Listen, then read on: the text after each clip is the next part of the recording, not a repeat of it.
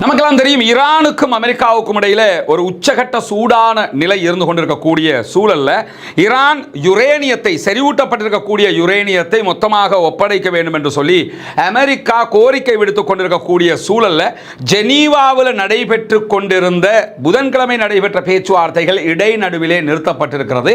இன்றைக்கு மீண்டும் பேச்சுவார்த்தைகள் ஆரம்பிக்கப்பட்டிருக்கின்றன என்கிற செய்திகள் வெளியாகி கொண்டிருக்கக்கூடிய சூழல்ல தான் வாஷிங்டன் அமெரிக்கா என்ன கோரிக்கை வைக்கிறாங்கன்னா ஈரானில் இருக்கக்கூடிய 3 அணுசக்தி நிலையங்களை மொத்தமாக ஈரான் மூட வேண்டும். அதே போன்று செறிவூட்டப்பட்ட யுரேனியம் 60% மேலே செறிவூட்டப்பட்டிருக்கு. 450 கிலோ அளவுக்கு அவங்கள்ட்ட யுரேனியம் இருக்கிறது.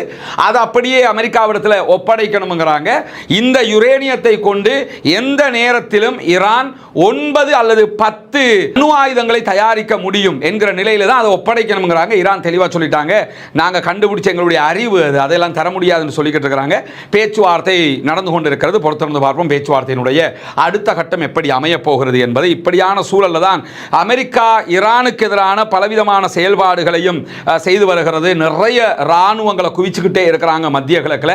எந்த நேரமும் எதுவும் நடக்கலாம் என்கிற நிலையில தான் ஈரானுடைய புரட்சிகர காவலர் பிரிவு IRGC என்ன பண்றாங்கன்னா, நேற்றைய தினம் ஈரானுடைய தெற்கு கடற்கரையில் ஒரு தரை படை பயிற்சியை நடத்தி இருக்கிறார்கள். தொடர்ந்து ஈரான் கடல்ல பயிற்சி எடுக்கிறாங்க, தரையில பயிற்சி எடுக்கிறாங்க. தொடர்ந்து தங்களுடைய ராணுவ வலிமையை அவங்க காட்டிக்கிட்டே இருக்கிற சூழல்ல தான்